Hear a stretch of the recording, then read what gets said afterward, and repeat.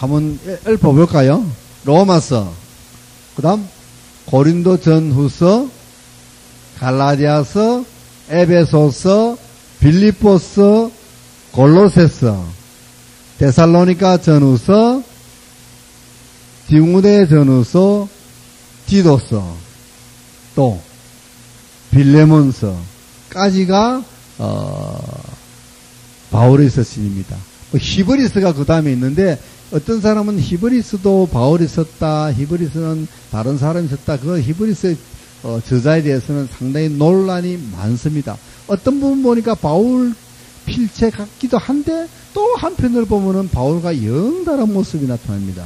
그래서 어떤 사람들은 그 아볼로 있죠, 그죠? 아볼로가 썼다라고도 이야기하는데 확실하지는 않지만은 하여튼 그렇게 보고 있습니다. 그래서 빌레몬서까지가 그렇게 합니다. 그 다음에 이제 히브리서 있고, 그 다음 이 바울 서신이 아닌 것을 가리켜서 우리는 일반 서신이라고 그러죠. 일반 서신.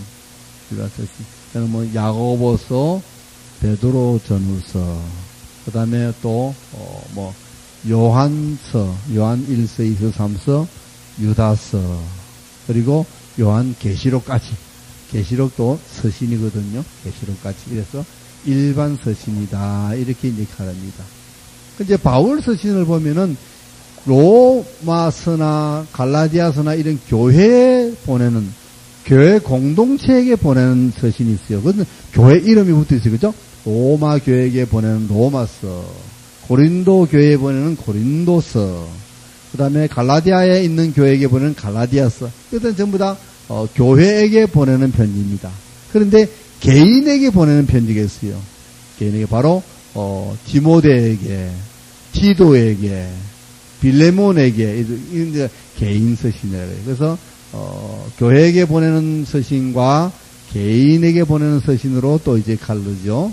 가르고 또 어떤 게 가르냐 하면 또 옥중에서 쓴 서신이라 해서 옥중 서신, 이래서 또 옥중에서 쓴 서신도 이제 가릅니다. 뭐 그것까지는 우리가 다 뭐 알 필요 없습니다. 알 필요 없고 되게 이제 이렇게 크게 갈라진다. 이것이 신약과 구약의 책들입니다. 대략 이 정도만 아셔도 돼요. 그 성경 뭐 퀴즈하고 그 다음에 그 성경 시험 치고 할 때 이런 거 많이 나오죠, 그죠? 네.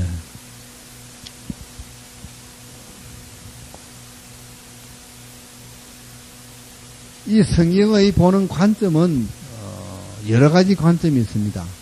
하나님의 나라가 구현되는, 하나님의 나라가 회복되는 그런 시각으로 볼 수 있고, 언약을 성취하는 시각으로 볼 수 있고, 혹은 또 메시아의 구현 보는데 가장 적합한 것은 하나님 나라의 회복이라고 볼 수 있어요. 하나님 나라를 창세기에서 잃어버렸는데 어디 가서 다시 회복됩니까?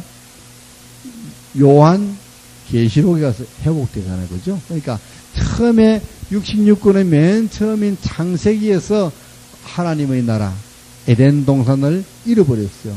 그 에덴 동산에는 뭐 생명나무도 있었고 하나님도 계셨는데 잃어버렸다가 그것이 맨 마지막에 계시록에 와서 이제 다시 새 예루살렘에, 그죠? 새 예루살렘에서 생명수 강이 흐르고 그 강가에 생명나무가 있고 열매가 달마다 열리고 하나님의 하나님과 어린 양이 계시고, 그죠?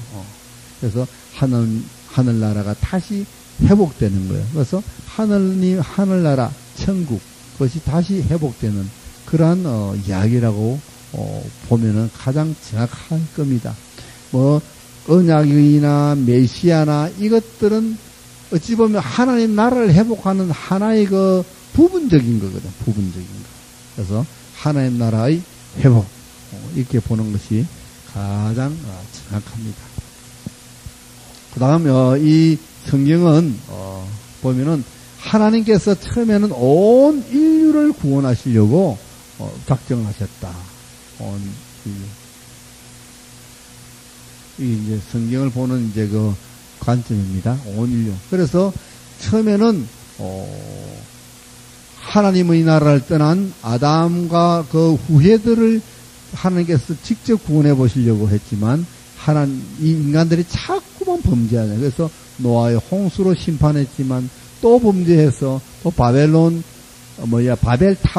또 사건이 벌어집니다. 그래서 하나님은 그 방법을 바꾸었어요. 그래서 어떻게 구원하려고 그랬냐면 한 사람을 들어서서 한 사람으로 인하여서 한 나라를 이루게 하고 그 나라를 통해서 그 나라가 나의 제사장 나라가 되게 해서 이 나라를 통해서 온 일을 구원하겠다라고 생각했어요. 그래서 아브라함을 창세기 12장에 부르죠. 그죠? 불러서 내가 너로 큰 민족을 이루게 해주겠다 이랬습니다. 그래서 온 인류 계획을 이제 수정해서 이스라엘이라는 나라를 만들잖아요. 이스라엘로 축소가 됩니다. 축소가. 그러나 이스라엘도 이제 또 남과 북이 갈리고 그래서 결국은 어느 쪽으로 갑니까? 유다 쪽으로 가죠. 그죠? 유다 쪽으로. 유다 쪽으로 갑니다. 그래서 유다도 다시 또 바벨론 폴로로 끌려갔다가 결국은 남은 자를 통해서 구원하려는 자꾸만 이제 줄어듭니다. 줄어들어죠. 결국은 남은 자를 통해서 이제 누가 오냐 하면은 예수 그리스도가 오시는 거죠. 그죠? 그래서 여기에 12사도가 이제 나타나고 초대교회가 나타나고 교회가 나타나고 온 인류가 나타나고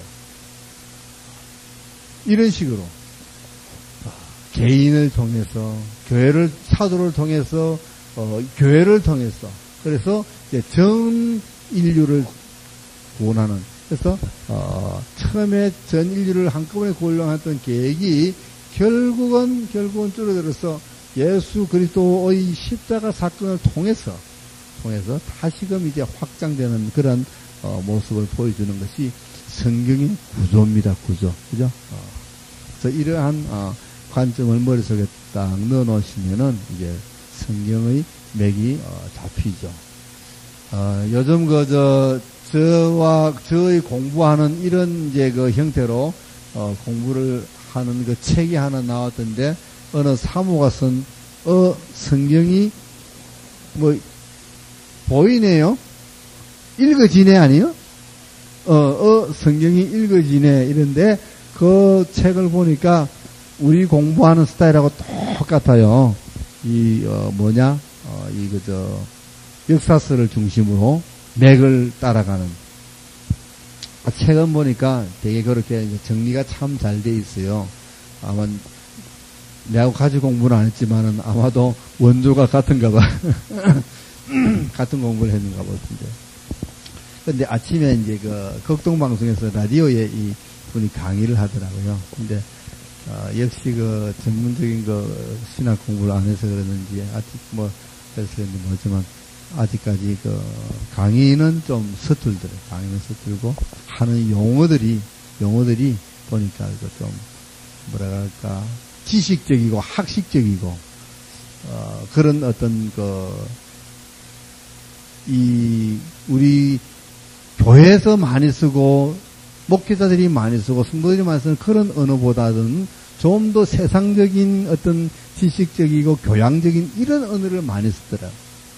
그리고 이게 한 가지를 설명하는데 굉장히 어려워. 설명이 시원하지를 못해.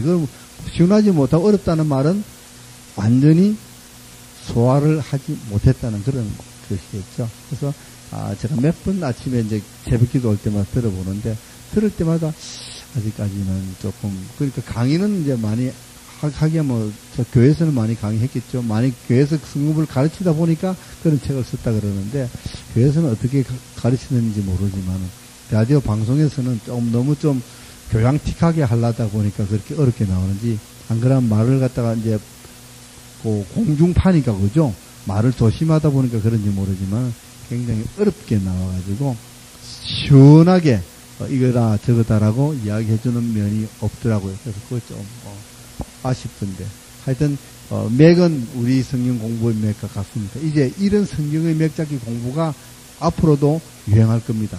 왜냐면은 성경 66권을 전체를 맥을 잡아놔야 되기 때문에 그 흐름만 잡아놓으면은 공부는 너무 쉽거든요. 자, 그 다음, 뭐, 자료에 다른 거 있는데, 그거는 이제 오늘은, 성경에 대해서는 별로 그렇게 중요하지 않으니까 바로 이제 지리로 들어갑니다.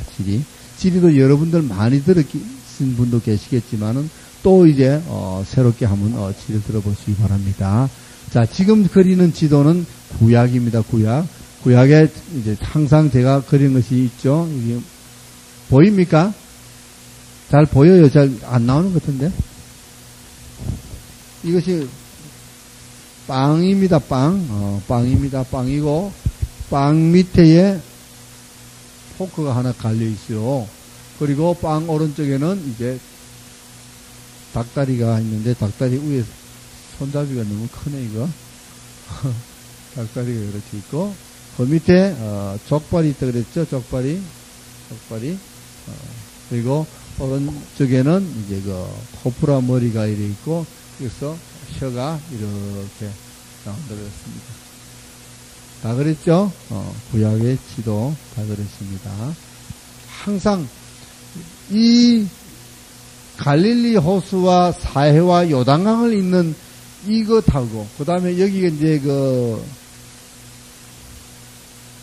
지중해 연안을 되게 어떤 목사님들은 이렇게 이제 안 그리고 어떻게 그리냐면 이 아주 간단히 그려도 돼요. 그런 지도예요, 이게.